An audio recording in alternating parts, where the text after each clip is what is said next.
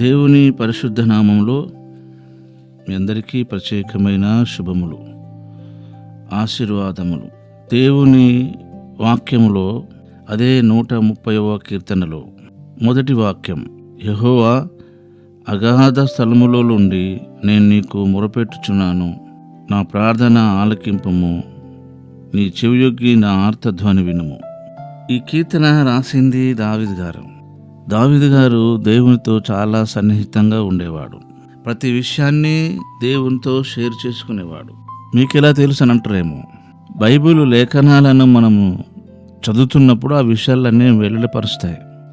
కనుక దావీదు దేవునితో విచారణ చేసేవాడు, దేవునితో అన్ని విషయాలు సంప్రదించేవాడు, షేర్ చేసుకునేవాడు.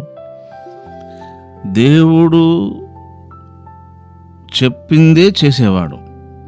దేవుడు చెప్పని దాన్ని చేసేవాడు కాడు, చెప్పని దాన్ని చేయడు, చెప్పిన దాన్నే చేస్తాడు. చెప్పని దాన్ని చేయడము తప్పు, పాపమే ఒక వంతుకు.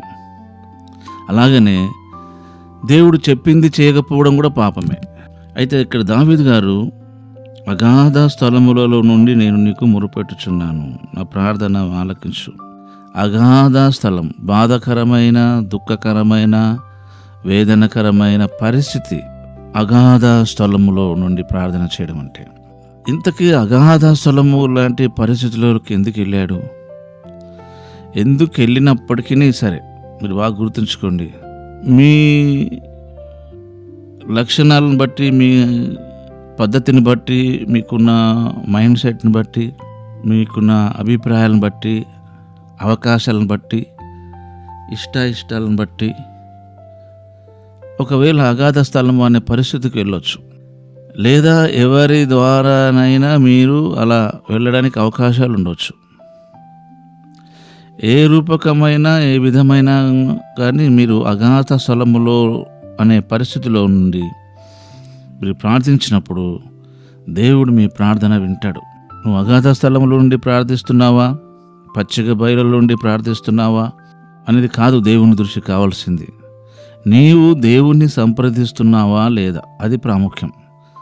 కనుక ప్రార్థన అనేది దేవుని మీద ఆధారపడడానికి సూచన.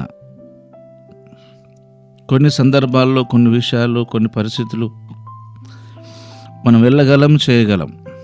వెళ్ళగలిగిన విషయాలైనా, చెప్పగలిగిన విషయాలైనా, చేయగలిగిన విషయాలైనా మనం దేవుణ్ణి సంప్రదించడం అనేది దేవుని సంతోషపరిచే విషయం. కనుక దేవుని మీద ఆధారపడడానికి అదొక పద్ధతి. దేవుని మీదనే మనము నిరీక్షించటకు అదొక ఆధారం. దాన్ని బట్టి దేవుడు ఎంతో సంతోషిస్తాడు. అలాగనే మనం ప్రార్థన చేయడము, దేవుని అందు విశ్వసించడం, అలాగనే మనం ప్రార్థన చేయడం, దేవుడు సమస్తము చేయగలవాడని మనల్ని మనమే దేవుని విషయంలో తెలియచేయడం. కనుక మన ఆత్మీయ జీవితంలో దేవుని పట్ల ప్రార్థన ఆత్మ కలిగిన వారమై అన్ని సందర్భాల్లో, అన్ని పరిస్థితులలో, అన్ని విషయాలలో దేవుణ్ణి సంప్రదించే వారమై ఉండాలి. నా ప్రార్థన ఆలకించుము, అగాధ స్థలములో నుండి నేను మొరపెట్టుచున్నాను. కనుక మన ఆత్మీయ జీవితంలో ఎన్నో సందర్భాల్లో, ఎన్నో పరిస్థితులు, అలాంటి కష్టాలలో నుంచి వెళ్ళడానికి అవకాశాలు ఉంటాయి. ఇవి దావీదు గారే కీర్తన 23లో రాశాడు.